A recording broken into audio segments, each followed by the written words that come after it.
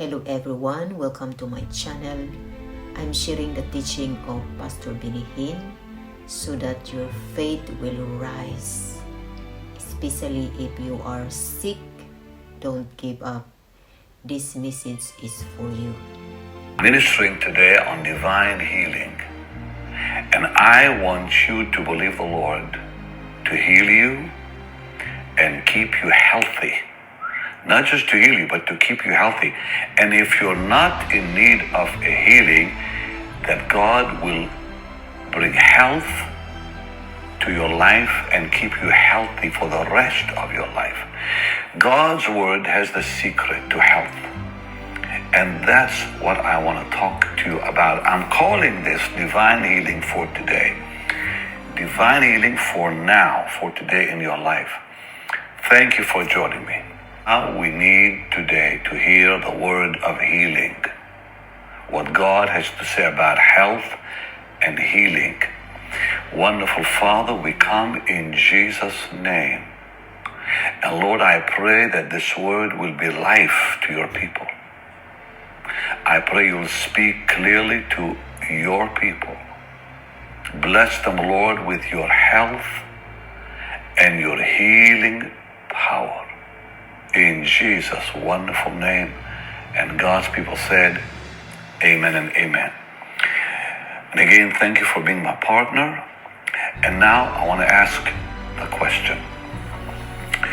Do you want to know what God is like? Because, you cannot really receive healing from the Lord and health and stay healthy till you know what is God like. Because that has a lot to do with healing. Question number 2. Do you want to see God at work in your life? Because when we see that, health will come. And number 3, do you want to know the will of God for your life?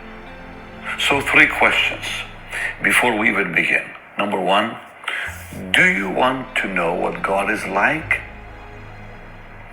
Do you want to see what God is like at work? Do you want to know his work in your life? And do you want to know his will? Well, here's the answer. Beautiful answer, simple answer. Look at Jesus. Look at Jesus. Because he is God Almighty. He does the work of God in our life. And he is the will of God in action. So if you want to know what God is like, we look at Jesus. If we want to see God at work in our life, we look at Jesus. If we want to know his will, we look at Jesus. Why? Because Jesus is God. Jesus is God at work in your life. And he is the will of God in action. He's the will of God in action in your life, in your heart. So, the scripture tells us very clearly in Colossians 2 verse 9 that the fullness of the Godhead dwells bodily in the Lord. The fullness of the Godhead. So, everything God the Father is, everything God the Son is, and all that God the Holy Spirit is in Jesus, revealed in Jesus, and he's the fullness of God the Father, God the Son, and God the Holy Spirit in one body. So when you read the Gospels and you see the Lord at work, you're seeing the Father at work. You're seeing the Son at work and the Holy Spirit at work. So Colossians chapter 2, you see, this is very important to understand before we can receive health and healing, because health and healing comes only through Jesus, the Son of God. For in him, Colossians 2:9, for in him dwelleth all the fullness of the Godhead bodily. That is to me amazing. So look at Jesus. And when we look at Jesus, the first thing we see is in Acts. Let's look at the book of Acts, chapter 10, because this is a very main question in people's minds that I have to answer. Because if this is not cleared, then people cannot receive health and healing. So in Acts 10:38, it says how God anointed Jesus of Nazareth with the Holy Ghost and with power. Now watch these words. Who went about doing good. Who went about doing good and healing all that were oppressed of the devil, for God was with him. So we have to understand one thing about the Lord. Everything he does is good. Nothing evil comes from the Lord. Only good things come from the Lord. So Psalm 25 and verse 8, it says this: good and upright is the Lord. Good and upright. So the Lord we serve is a good Lord. He's a good Lord. Everything he does is good for us. Good and upright is the Lord. Therefore will he teach sinners in the way. He will show sinners his goodness. His goodness. It says that the goodness of the Lord leads people to repentance, He's always showing them his good heart and his good nature.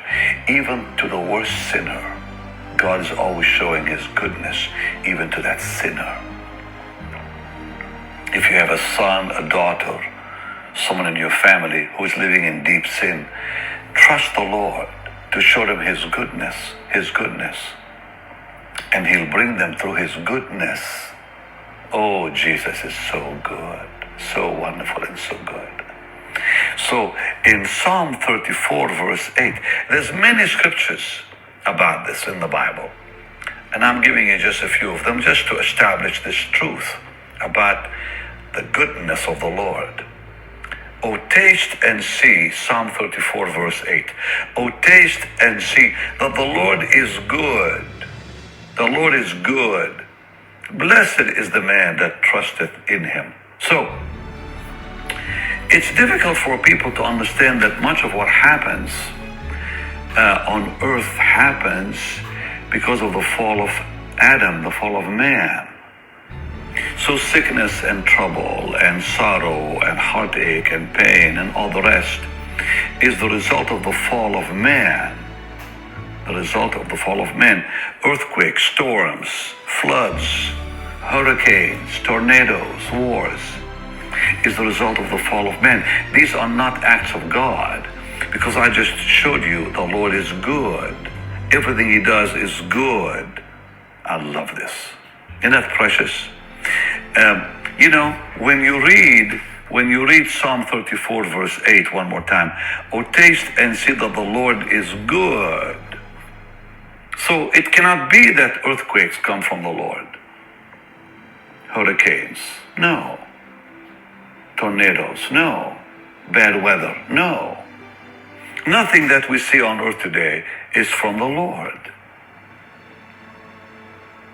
The heavens is the Lord's, but the earth he has given to the children of men. They rule the system. The globe belongs to the Lord, but the system of the world today is under the satanic rule. So these acts, they call the acts of God, are not acts of God at all.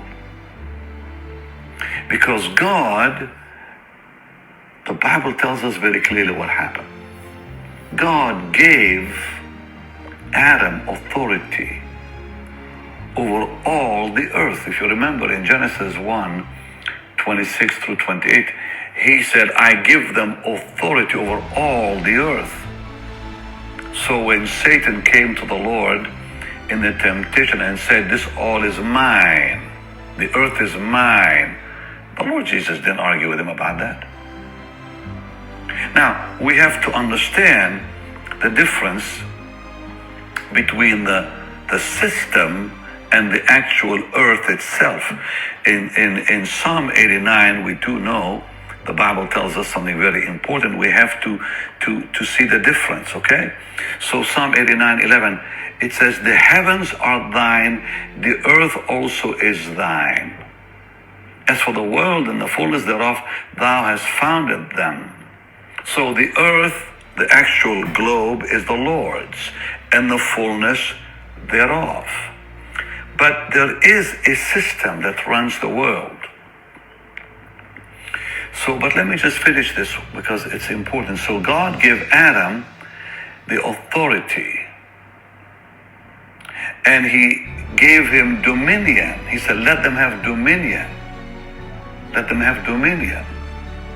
So Adam received that dominion over the earth, over the system of the earth, and then he gave it to Satan. Adam gave it to the devil. And that's why the devil said to the Lord, he said, it's all mine. And the Lord didn't argue with him. And in 2 Corinthians 4 and verse 4, Paul explains what that means. He said in 2 Corinthians 4:4, in whom the God of this world, hath blinded the minds of them which believe not. So here he calls the devil the God of this world. The devil doesn't own the planet, but he's the God of the system that runs the world. And in Ephesians 2 verse 2,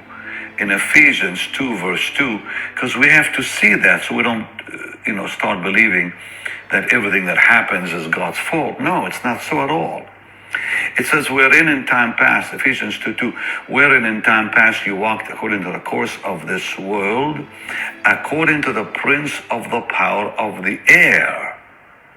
The devil is called the prince of the power of the air. The spirit that now worketh in the children of disobedience. So we have to understand that. And the Lord Jesus himself called Satan in John chapter 12, let's look at it, and verse 31. This is highly important we understand that. So he says, now is the judgment of this world. Now shall the prince of this world, so he called him the prince of this world, be cast out. And it's repeated throughout the Word of God that Satan has that authority. One day it'll be taken away from him when the Lord returns. So when the Lord returns, all power will be given to the Lord. And he will then rule the system, and will be given to the kingdom, or the kingdom will be given to the church. So we have to understand that Satan, the evil one, is behind all the evil happenings on earth today. So we need to get these things straight, because today people in the church are confused. People have all kinds of unscriptural ideas, unbiblical ideas, because they say that all the tragedies and all the wars and all the problems are acts of God, that God is behind the pain and the poverty, the earthquakes and the sickness. I want to repeat, no, these are not the acts of God, because God is a good God. Remember in Job chapter 1 how the enemy came and he caused the tornado that destroyed Job's home, killed his children, even sent fire from heaven and brought destruction. It's all the devil. So back to the book of Acts one more time, chapter 10. That has got to get into your system, into your heart, before you can really receive health and healing. How God anointed Jesus of Nazareth with the Holy Ghost and with power, who went about doing good and healing all that were oppressed of the devil, for God was with him. So what was this good he was doing? Healing. So healing is God's will, because here we see Jesus, who is God's will in action, healing the sick. So it's good, healing is good, and it's God's will for us. So God Almighty is in the healing business. He's not in the sickness business. So the Lord does not cause disease. He does not cause storms. No, he came to calm the storms. And it says he healed all. He healed all who went about doing good and healing all that were oppressed of the devil, for God was with him. So I want to lift your faith. I want to lift your faith to believe what the Bible says, and then you will see health come your way and healing come your way. So sickness is an oppression of the devil. It says so. He came to heal all who were oppressed of the devil. So sickness is an oppression of the enemy. Now, that does not mean, let me make this clear. That does not mean that an evil spirit or a demon is present in the body when there is sickness. But he's behind the sickness, because all disease came from the fall of Adam, from the fall of man. Everything goes back to the fall of man. Everything. All the troubles on earth, all the wars, everything goes back to the fall of Adam. So, if God was behind sickness or had anything to do with sickness, why did he heal all who came to him? I just told you, Jesus is the will of God in action. It says in Acts 10:38, he came to heal all that were oppressed of the devil. So if sickness is from God, why did he heal all? Then he would be fighting himself, right? No. The Bible makes it very, very, very clear that healing is from the Lord. And he gave the church, he gave you and I the authority to lay hands on the sick and see him healed. And he said, go ye into all the world and preach the gospel to every creature. Mark 16:15. He that believeth and is baptized shall be saved, and he that believeth not shall be damned. And these signs shall follow them that believe in my name. Shall they cast out devils? They shall speak with new tongues. They shall take up serpents. If they drink any deadly thing, it shall not hurt them. They shall lay hands on the sick, and they shall recover. And the Bible is very, very clear that the church has been given the authority to pray for healing and see healing become as normal as forgiveness. As normal as forgiveness. It's as easy as forgiveness. But nobody's preaching today. That's the problem. Because faith comes by hearing. And if we don't hear it, how will people receive it? That's why I've decided this week to teach on healing. So in James 5 verse 14, it begins, I know you know that, but it's so good to hear it again. Is any sick among you? Now he didn't say are many sick, he said is any, not many but any, because in the early church there weren't many who were sick. Is any sick among you? Let him call for the elders of the church and let them pray over him, anointing him with oil in the name of the Lord. And the prayer of faith shall save the sick. Watch now. And the Lord will raise him up, and if he have committed sins, they shall be forgiven. It should be as normal as forgiveness. Healing should be as normal and as easy to receive as forgiveness. So it's time you start believing it's just as easy to be healed as it is to be forgiven. So he said, is there any sick among you? Among whom? The church. So here we see it's God's will to heal all his people. All his people. Because it says, is any sick among you? Let him call for the elders of the church. The reason many are not healed is because churches today don't even talk about it. They don't even bring it up. Nobody prays for the sick on Sunday morning, hardly. That's why people don't believe it's for today. But it is for today. The Bible says it's for today, because Jesus is the same yesterday, today, and forever. He doesn't change. No, there's no such thing as the day of miracles. There is a God of miracles, and he never changes. People say, well, the day of miracles is over. No, there is no such thing as a day of miracles. There was never such a thing as a day of miracles. There will never be a day of miracles. There is a God of miracles. And he never changes. Never changes. So we see it's God's will to heal all his people. It's not his will for any of us to be sick. Otherwise, it doesn't say, is any sick among you?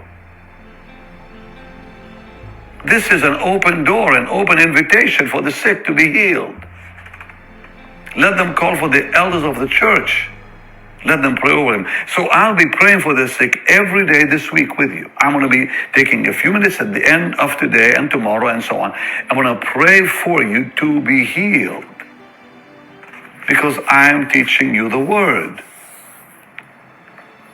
Now, some people say, well, sickness, I'm suffering for the Lord. No, who told you it's suffering for the Lord? Sickness has nothing to do with suffering for the Lord. Good, well-meaning people have said, well, I'm just suffering for the Lord. No, suffering has to do with persecution, not disease. In 2 Timothy 2:12, it says, if we suffer, we shall reign with him. But what is this suffering? It's persecution. All godly people will suffer persecution. Galatians 5:11 talks about persecution. So whenever you see people suffering in the Bible, it's about persecution. In Galatians 5:11, and I, brethren, if I yet preach circumcision, why do I yet suffer persecution? Then is the offense of the cross ceased. It's all about persecution. It's not about anything else. So yeah, we will suffer persecution, but the Bible never talks about suffering with disease. God doesn't send disease. How can he? It's his will to heal. I just showed you, Jesus is the will of God in action, and he came to heal. So it says in Philippians 1:29, for unto you it is given in the behalf of Christ, not only to believe on him, but also to suffer for his sake. But suffering what? Persecution. In 2 Timothy, let's look at it real quick. This is very important that we get this. So people don't think, oh, I'm just suffering for the Lord, that's why I'm sick. No. You have to change that mentality, sweet people. That has nothing to do with persecution. So let's go to 2 Timothy. And we'll look at chapter 3. And we'll look at verse 12. And the Bible says, yea, and all that will live godly in Christ Jesus shall suffer persecution. So there are some people who actually teach that God will chasten you because he loves you. It's the chastening of the Lord, and no, that word chasten means to train, to educate. Let me ask you something. You love your children, right? Will you ever break your child's leg to teach him a lesson? If you won't do it, why would God do it? That's not the way we discipline our children. We don't discipline our children by causing them pain in their body. But our Heavenly Father, what a loving Heavenly Father he is. He will not cause pain. Never. In all eternity, never. Healing is God's provision for you.